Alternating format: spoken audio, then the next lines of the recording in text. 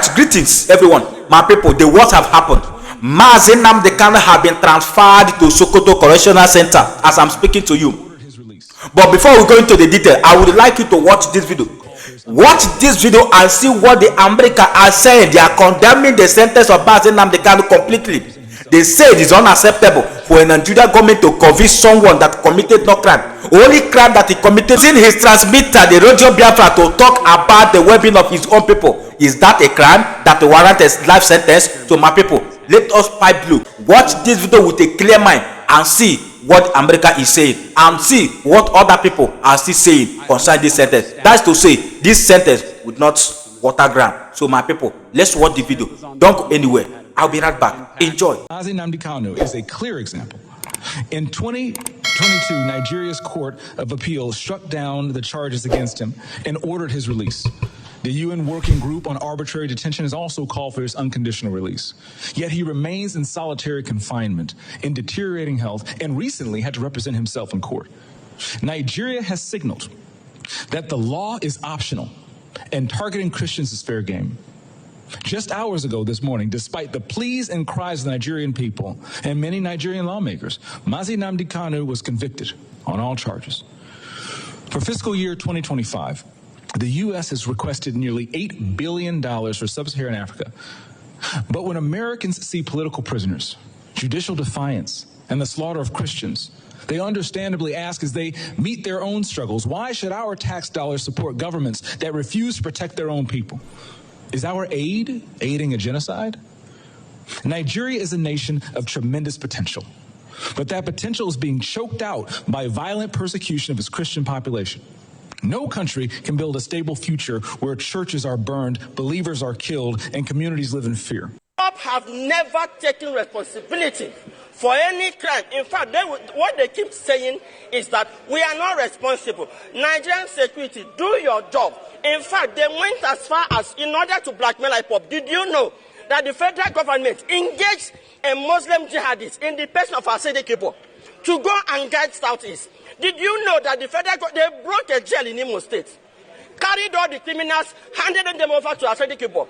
He recruited them and poured them in Imo State. Did you know that the Bubago outfit is the outfit that the federal government used to carry out jihad in Imo State? And now what they were doing is that when they caged the media in Imo State, because when I confronted the media, why don't you report what is happening? They said they are caged, that they will only wait until the police release their report. It is based on the police report that they will write their own report. They caged it.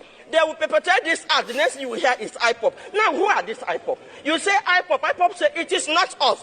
Why don't you take time and investigate? It never happened. Do you know that in the East today, if anybody killed, they don't carry out investigation.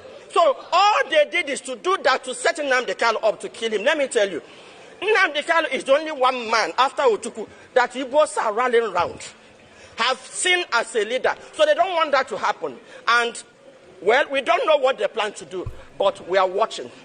We know what they want to do. Your name, ma'am? My name is Lord Onneka Chimeze. I'm the president of Igbo Women Assembly. Thank you.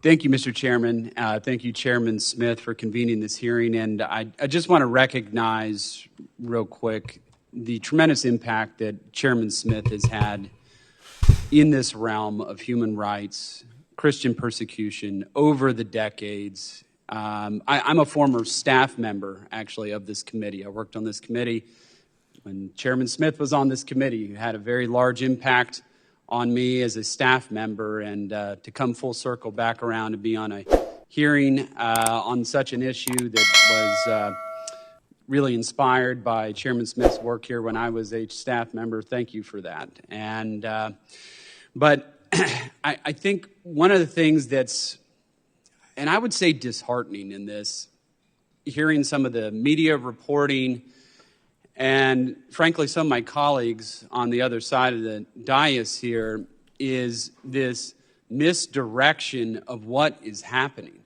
There is a persecution of Christians in Nigeria. The witnesses have made that clear. We heard the bishop speak. I don't know how many times we have to hear it or how many reports of martyred Christians my brothers and sisters in Christ in Nigeria, how many times we have to hear that happen to take it seriously. And one of the things that concerns me is that it feels like at times it's echoing an indifference around this, and somehow we're going to develop our way out of it through developmental programs, and this indifference sounds like echoes of Rwanda to me, where we did nothing on that. And I think, as you remember quite clearly, President Clinton has stated that as one of his largest failures in his administration. President Trump has made a definitive decision to actively engage and stop the killing in Nigeria, and I think he deserves a lot of credit for that.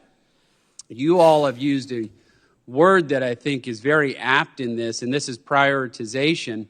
And as Chairman Smith put it perfectly in his opening statement of this hearing when he spoke with the senior officials of the Nigerian government, is that we do want to work with them. We have the opportunity here. I think the Nigerians have an opportunity to deepen and strengthen their relationship with the United States if they will prioritize the protection of these communities. Of course, non-Christians are being killed too. We're not saying that's not happening, but there is a systematic, targeted campaign that's happening here. I met with that same delegation, same as Chairman Smith did, and some of the feedback we were getting is a little bit of that same misdirection. But let's not turn a blind eye to what's happening. Let's not believe our lying eyes, right? One thing I'd want to point out here is we've had religious organizations and advocacy groups have been calling for humanitarian assistance in the Middle Belt region. And my understanding is that the Tinubu administration has not specifically requested it. That's why it's not there. They just have to ask for it, and our State Department will then provide that assistance to those organizations on the ground. That is a perfect example of prioritization and indifference to what is happening here. So that would be a great, to use your department's term, confidence building measure on the part of the Tinubu government in this, if they are serious about this. Because I can promise you President Trump is. He is very serious about this. A question that I have for you is, the Nigerian Constitution prohibits the ownership of firearms. But somehow, these Fulani militants operating in the middle belt of region of the country, they're all armed. And we're not talking about ISIS. We're not talking about Boko Haram. Why hasn't there been some type of move or campaign by the Nigerian government to disarm these militants that are operating there, where we're seeing a lot of this killing that is coming from them? They have access to AK-47s and other small arms to slaughter Christians. Is this something that you've been talking to the Nigerian government about? Because I think it would actually have a serious impact, and it is something that I raised with the Nigerian government officials when we met with them. Thank you. Thank you, Representative Moore, and thank you also for your service on this task force that will be providing recommendations in your meetings with the Nigerian officials. Appreciate that. I think that this is an excellent suggestion as part of the strategy that we are putting together, in particular to talk about the policing aspect of this and what is happening in the Middle Belt, so that we can focus resources and have specific recommendations on actions that the Nigerian government can take. I very much appreciate that suggestion. Yeah, it just seems to make all the sense in the world to me. It's like, here we are. I mean, I understand we're not going to get like ISIS to lay their arms down. That's probably more of a kinetic option there that's going to result in their arms no longer being brought up in anger against Christians. But in any event, this seems to be something that, obviously, I'm not saying it's easy, but it is something that they should be doing, they should be looking at. And while I got just a couple seconds left, I would urge the Nigerian government to take a look at pardoning Sunday Jackson, who is an individual who was fighting for his own life, defending his life against one of these Fulani militants. That Fulani militant lost his life in that struggle, and now that person, Sunday Jackson, is facing the death penalty. Now, where's the justice in that?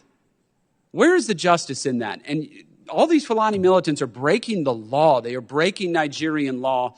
And so this Sunday Jackson disarms this person with a knife, protects his own life. He's going to prison and now faces the death penalty. And Fulani militants just roaming bands of them with AK-47s, and that's no problem. You are so right about this question of prioritization. I know I'm over time, Mr. Chairman, but I appreciate the time. Thank you so much, Mr. All right, brothers and sisters, have you seen it? Nigeria government is completely evil. Like, as we are crying about the sentence of Nnamdi Kanu, now they have done the worst. By sending Nnamdi Kanu down to Sokoto, it means that they have another interior motive concerning Nnamdi Kanu. They want to assassinate Nnamdi Kanu by all means. But whatever their plan may be, or their evil plan, they will be the one to carry it. Whoever that carried the mission to assassinate Nnamdi Kanu will be the first to lower himself from the grave. My people, this is time. This is not yet time to cause any havoc. This is a time to pie blue. This is a time to mellow down and watch how God is about to use Nnamdi Kanu to destroy Nigeria completely, because it's a promise that he made that he will be the one to bring the Nigeria government to the end. And today, as we are all witnessing what is happening, this injustice is not what God can just overlook and let it go. No, we all witness what is happening. The Nigeria is going down completely. Look at what the American is saying. Look at what everyone conscience are saying concerning this sentence. That to say that God is not sleeping. So my people, let us pray below, because Nigeria government want to drag us. They want to know what we can do so that they will use it against us. So please, I'm using this my platform to urge all the well-meaningful Biafrans, every Southeasterners, please, the people that are not in support of the Nigeria government. I know all of us are in pain, but whatever it is, my people, brothers and sisters, let us pipe blue. Let us mellow down. It is a trap. As you can see, all the Nigeria government, the haters of Nnamdi Kanu, all of them are coming around. They start to sympathize with Nnamdi Kanu. All the politicians who never wished him well, all of them are coming out around. Look at the deputy speaker. He start coming around. Oh, don't worry. The hope is not yet lost. We are going to. This is the time for us to start negotiating for the political solution. Political solution that have been singing since when this useless Mohammed brother was alive, till this very moment, when the same ancestor is still ruling, and they are still talking about political solution. Let's see how it's going to end. But what I know for sure, that is going to end in our own glory. Biafrans have suffered a lot. This is a time for the America to do the needful, because when the South Sudan are suffering the same thing that the Southeast are suffering today, useless Barack Obama just saved the mess by dividing the South Sudan. Yes, dividing into two, South Sudan and the North Sudan. So please, Donald Trump, I'm urging you to split this country, separate the Biafran from the Nigeria government. In doing this, history can never forget you. Yes, please, Trump, I'm urging you. We are kneeling down, begging you for this. Please save the Biafrans, separate the Biafran from the Nigeria government. You have witnessed what happened concerning this an innocent man. So please, Trump and the USA, do the needful. Separate the Biafrans from the Nigeria government. In doing this, you have saved millions of souls. Please, all my brothers and sisters, this is time for us to be well calculative. Let us not go into destruction. I know all of us are in pain, but let us bear it at the moment, because God is doing something marvelous. At the end, Biafra will march. Is my promise. All the enemies of Biafrans, all of them will be put to shame in due time. Many of them are jubilating, many of them are celebrating concerning the sentence of Nnamdi Kanu, but it's not yet over. Yes, it is not yet over. Nnamdi Kanu is coming out victoriously, no matter what the enemies are trying to do. I know they have perfected their mission, but it's not yet over. God still have his own agenda. Who am I? I'm only a messenger. So if you love what I do here on this Global Love Channel TV, please do well to touch a hand for subscribe button, like and turn on the notification bell, so that whenever we upload a new video like this, you'll be the first person to be notified. In doing this, you are encouraging us to do more. Till next time, see you in my next video. Bye for now. Please. Thank you.